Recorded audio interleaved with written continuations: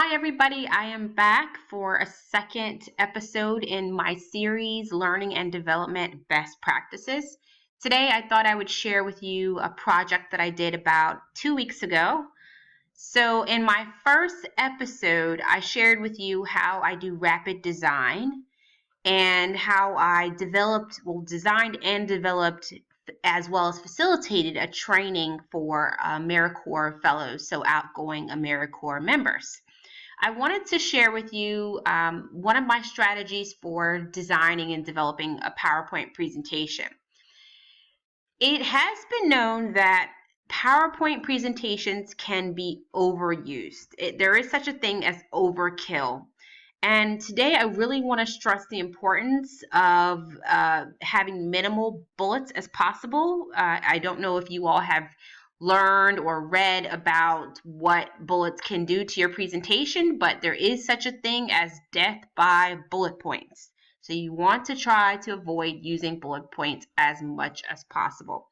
So I love to use photographs. I am a humongous fan of Pixabay as well as Unsplash.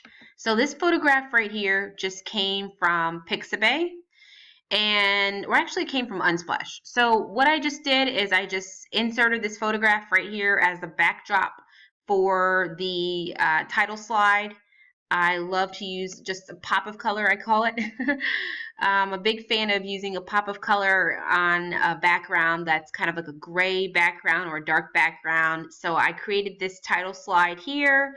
I use the template that comes with the PowerPoint presentation. So if you just go to the layout, sometimes if you find a really good template, you can play around with it a little bit and make it to your liking. They have lots of different layouts here, and I just kind of play around. Here's the one that I use, the title or transition slide, and I just kind of play around with the graphics a little bit and create a photograph in the background that matches my topic, what I'm talking about. And here I just added this little title here in the corner and a subtopic. So this is going to be the title slide that I used. I love to just give a visual introduction. I started in the past, I used to kind of go through with bullet points, who I am, what I'm about, etc. And then I decided, you know what, why not just introduce myself in terms of providing photographs about my work and helping people to learn who I am visually versus using tons of bullet points. Again, I'm not a big fan of using bullet points. So what I just did is just added a few photographs here. I just inserted them and kind of played around. I love to just kind of play around with the rotation and the use of the shadows. So I just kind of play around with these guys, whether I want like a shadow or if I just want just a simple photographic look. It kind of makes you look like you're taking a Polaroid picture. And so I just kind of added these in, and this helps to talk about my background and my work. I used to be an elementary teacher. I recently went on a missions trip or a service trip to Haiti. I'm an AmeriCorps alumna. And so I wanted them to know, hey, I'm also an AmeriCorps fellow, or I used to be one. And so that helps me to be able to relate to my audience. I love quotes. Always try to insert quotes into my presentation, and I think quotes definitely speak volumes as well as photographs. So if you find a powerful quote, then that's always good to use. Again, I'm stressing avoiding bullet points, and the use of quotes can often help to convey or describe your point as well. So again, I used a layout for this, just a template, and I always play around with my templates, but I always try to find a really good template on PowerPoint and then just play around with the background. I love the color blue, so I use that as a background. It's a nice, cool color. I'm not sure if any of you all have taken any types of art classes. I'm a big fan of art. I used to be an art teacher, but I just love playing around with the contrast, blue and yellow, and it's a pretty cool color. Again, it's a warm color, and that's just fun. I wanted to not use bullets in my presentation, so what I did is I just have The activities that I've created are in blue. So if there's a reflective activity, it's in blue. The participant or the audience knows it's a reflective activity because it's in blue. It has the word reflect. So it's very clear what they're about to be doing.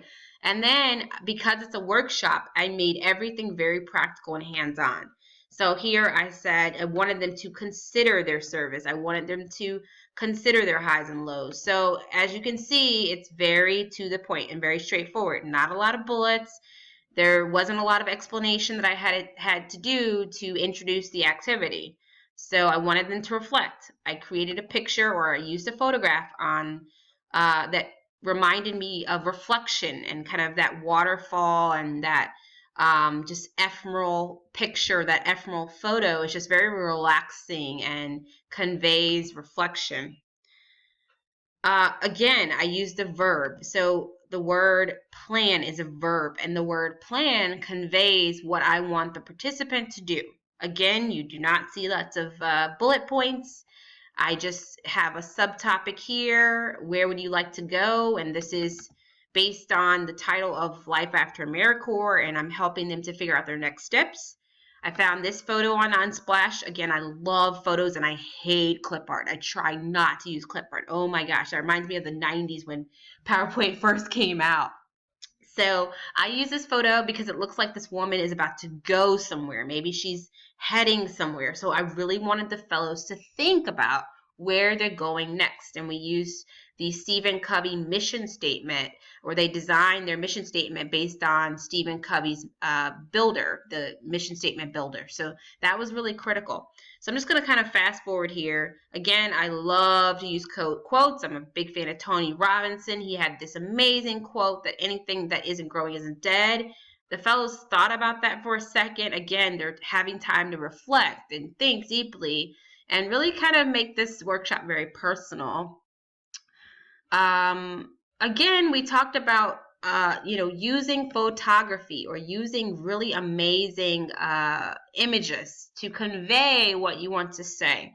So this was really critical for me. I've been thinking a lot about branding and your reputation, and I just thought this was a fabulous photo for being able to convey what a brand is. A lot of times you see these icons like Adidas and you're like, okay, I know exactly what this company is about because I've seen this image before. I know what their brand represents, right? So this was really powerful for me to find images and to be able to concisely describe what I'm talking about without using bullets.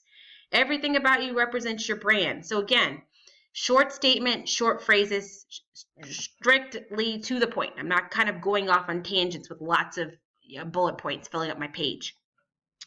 Again, I'm using photos. I'm being concise. And then at the end, I provide next steps. I just was trying to find a way visually to convey the information that was critical.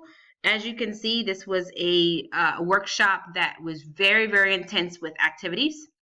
And I did not have lots and lots of extra information. I did talk in between the activities, but in between talking, they had lots of exercises. So when I'm talking, I have a backdrop, I have an activity, but at the same time, I'm pausing to give them time to really be reflective and to really do the hard, dirty work, I call it, the dirty work. Get in there and kind of flesh out these activities, do them working with groups and working individually. So I encourage you guys, peers, people who are in the learning development space, or people who just love to facilitate workshops, get in there and really kind of think about the experience that you want your participants to have.